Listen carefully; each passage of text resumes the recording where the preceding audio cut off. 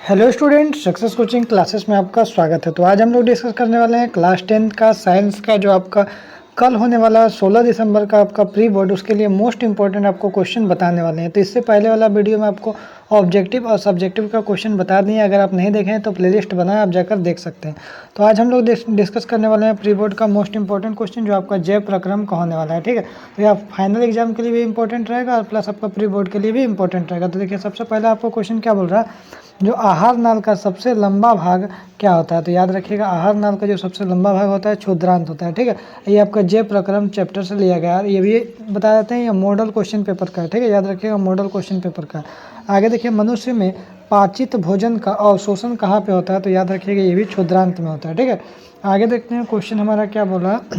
जब पादपों में खनिज, लवण, जल, भोजन तथा अन्य पदार्थों का परिवहन किसके द्वारा होता है। तो याद रखिएगा, संवहन उत्तक होता है। किसके द्वारा होता है? संवहन उत्तक के द्वारा होता है। ठीक है, जिसमें आपको जाइलम और फ्लोएम देखने को मिलता है। आगे यदि हम लोग देखते हैं, लार में एक एंजाइम होता है, उसका नाम क्या है। लार में कौन सा एंजाइम होता है? तो याद रखिएगा, इमाइलेज होता है। क्या होता है? इमाइलेज होता है। आगे यदि हम लोग देखते हैं, एक जीव जिसमें आणविक गति नहीं होती है उसको हम लोग क्या बोलते हैं? विषाणु बोलते हैं। क्या बोलते हैं? एक ऐसा कोई जीव जिसमें आणविक गति नहीं होता उसको हम लोग क्या बोलते हैं? जीवाणु बोलते हैं। आगे यदि हम लोग देखते हैं, पृथ्वी पर जीवन किस अणु पर निर्भर है। तो याद रखिएगा, कार्बन पर निर्भर है। आगे देखिए, एक जैव उत्प्रेरक का नाम बताइए। तो ये हमारा क्या हो जाएगा? एंजाइम हो जाएगा। क्या हो जाएगा? एक जैव उत्प्रेरक का नाम एंजाइम हो जाएगा। आगे यदि हम लोग नेक्स्ट क्वेश्चन देखते हैं,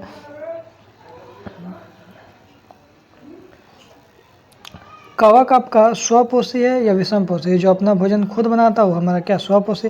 और जो दूसरे पे डिपेंड रहता है उसको हम लोग विषमपोषी बोलते हैं। तो कवक हमारा क्या है? विषमपोषी है। ठीक है, हमारे शरीर में ऊर्जा किस रूप में जमा रहता है। जो हमारे शरीर में ऊर्जा है ना, वो किस रूप में रहता है? ग्लाइकोजन के रूप में रहता है। आगे देखिए, प्रकाश संश्लेषण के लिए गैसों का आदान प्रदान जिस छिद्र के द्वारा होता है उसे हम लोग क्या बोलते हैं। तो ये भी क्वेश्चन आपका बोर्ड एग्जाम के लिए इंपॉर्टेंट है।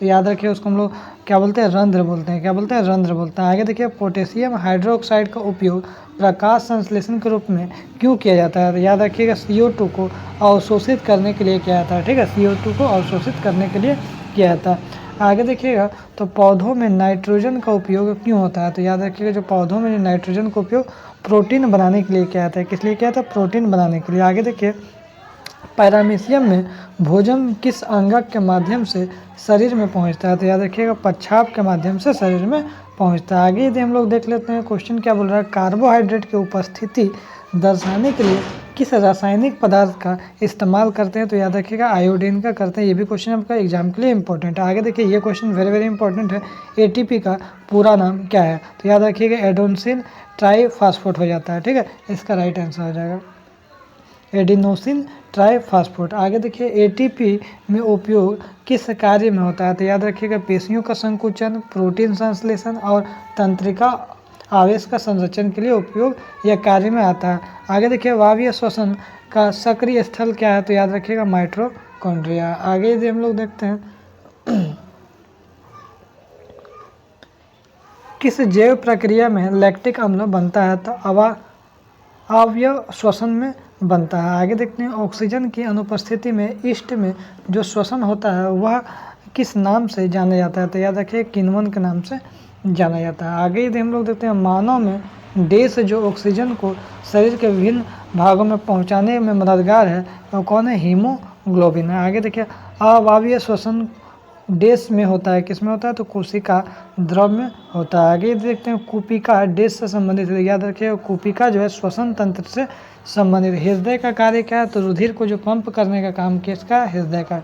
सरीसृप में कितने कोष्ठक पाए जाते हैं। तो याद रखिए, ये भी आपको वेरी वेरी इंपॉर्टेंट क्वेश्चन है। जितना भी सरीसृप है उसमें 3 कोष्ठक पाए जाते हैं। आगे देखिए, आगे बोला जाए, में 2 कोष्ठक किस में पाया जाता है। याद रखिएगा, 2 चैम्बर किस में पाया जाता है? मछली में 2 चैम्बर पाया जाता है। मनुष्य में, हृदय में जो कोष्ठक कितना होता है? 4 कोष्ठक होता है। आगे देखिए, मानव के रुधिर जो 2 बार हृदय में आता है जिसे डेस कहते हैं। तो क्या कहते हैं? दोहरा परिसंचरण कहते हैं। क्या कहते हैं? दोहरा परिसंचरण कहते हैं।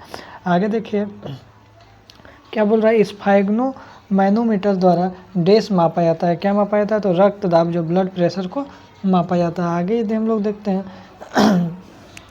डेस से मिलकर सिराएँ बनती है। तो याद रखिए, कोशिका से मिलकर क्या बनता है? सिराएँ बनता है। आगे देखिए, डेस विभिन्न अंगों में रुधिर एकत्र कर वापस हृदय में ले जाता है। किसका काम है? शिरा का काम है।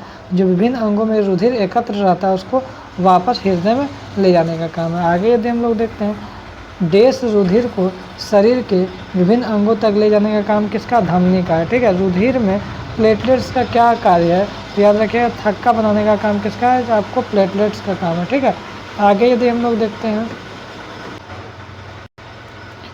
देश को बाह्य कोशिकीय तरल कहा जाता है। तो याद रखिएगा, लसिका को कहा जाता है। मानव में वहन तंत्र का घटक कौन सा है? तो हृदय है, रुधिर वाहिकाएं हैं। ठीक है, आगे यदि हम लोग देखते हैं, उच्च संगठित पादप में वहन तंत्र का घटक क्या है? तो याद रखिएगा, जाइलम और फ्लोएम है। प्रकाश संश्लेषण कहाँ पे होता है? तो पत्तियों में होता है। पत्तियों में क्या पाया जाता है? क्लोरोफिल पाया जाता है। आगे यदि देखते हैं, ट्रिप्सिन एंजाइम का पाचक होता है। किसमें होता है? प्रोटीन का पाचक होता है। ठीक है, वसा का पाचन के लिए एंजाइम कौन सा काम आता है? तो लाइपेज आता है। तो ये भी वेरी वेरी इंपॉर्टेंट है, ये भी आपको वेरी वेरी इंपॉर्टेंट है।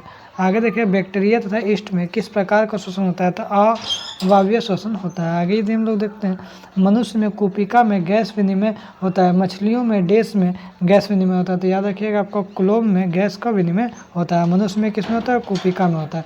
तो यदि हमारा वीडियो आपको अच्छा लगे तो लाइक शेयर एंड सब्सक्राइब जरूर करें। फिर मिलते हैं हम लोग इसी तरह से मोस्ट इंपॉर्टेंट वीडियो के साथ। Thank you so much.